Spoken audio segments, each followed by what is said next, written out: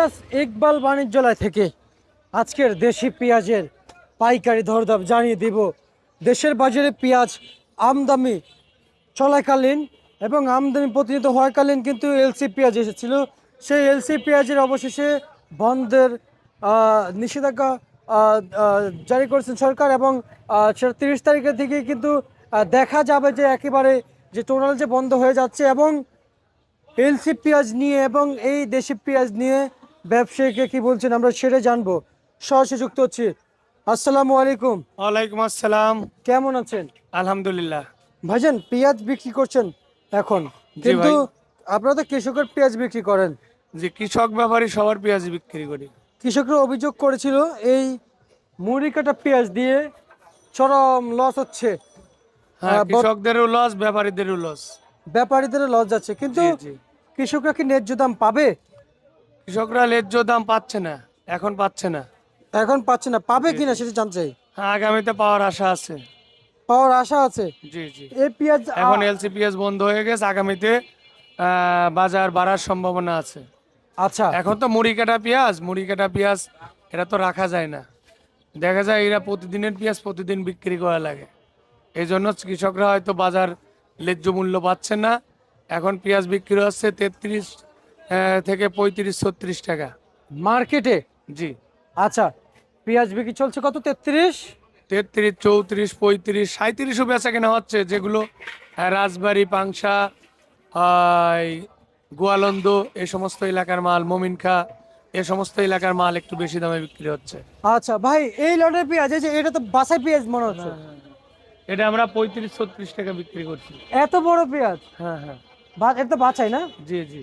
আচ্ছা, এটা কত বিক্রি চলছে এই লট? এটা পাবনা ঢালার চরের মাল। কত চলছে এই লট? এটা 34-35। এই লটের পেঁয়াজ কত বিক্রি চলছে? এটা একই মাল। একই। জি। আচ্ছা আচ্ছা, এই লটের পেঁয়াজ কত বিক্রি চলছে? এটা কুষ্টিয়ার মাল। কত চলছে?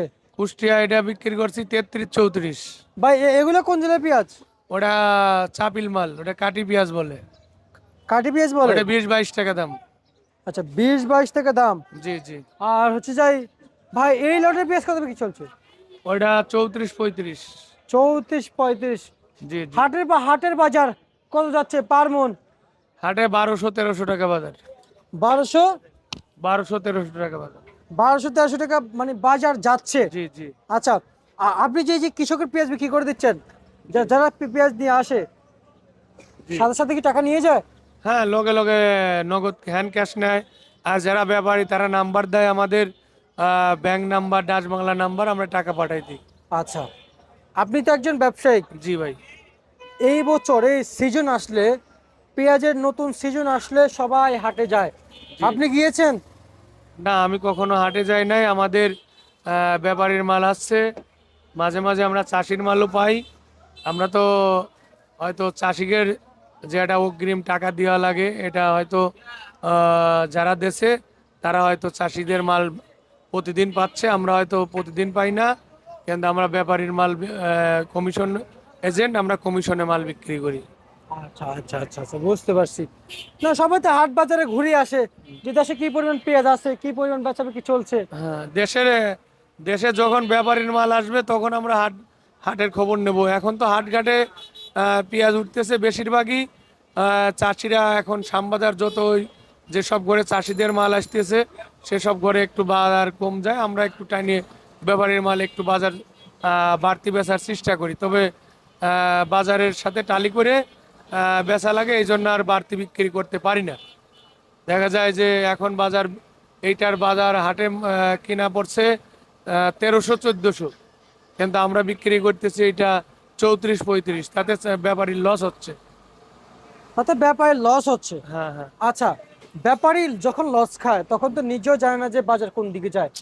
ব্যাপারী তো জানে না, ব্যাপারী হয়তো এখন যে না বেচতে পারলে পরে ব্যাপারীর মাল কম দামে বেচা লাগবে, কারণ চাষিদের মাল যেহেতু বিক্রি হচ্ছে তার সাথে টালি করতে গেলে তো ব্যাপারীদের লস। লস হবে। এই জন্য তো ব্যাপারীরা মাল সচরাচর আনতে পারে না। হয়তো চাষিদের মাল একদিন আনে, 2 দিন আনে না। হয়তো বিভিন্ন ঘরে, সব ঘরেই শ্যামবাজার এখন চাষির মাল নামতেছে না। হয়তো যারা মুষ্টিমে কয়েক ঘরে চাষিদের মাল নামছে, হয়তো তারা বাজার ছাড়া 1 টাকা 2 টাকা কম বিক্রি করতে পারে, কিন্তু আমরা তো ব্যাপারীর মাল তা পারি না। না। আচ্ছা আচ্ছা আচ্ছা। এবং এই যে বাজার, বর্তমান এই পেঁয়াজের বাজার কি সামনে বাড়বে ভাই? তবে আশা করি এলসি পেঁয়াজ যেহেতু বন্ধ হয়ে গেছে, নিষেধাজ্ঞা হয়েছে, কিন্তু এখন বাড়ার সম্ভাবনা আছে। সম্ভাবনা আছে। জি। আচ্ছা। এই দামে তো চাষিরা পেঁয়াজ বেচলে চাষিদের পুরা টাকাই লস। লস। চাষিরা যে খেতে খামারে চাষবাস করেছে, যে কৃষকের যে টাকা পয়সা দিছে, তারপরে যে টাকা দিয়ে পেঁয়াজ লাগাইছে, সার ওষুধ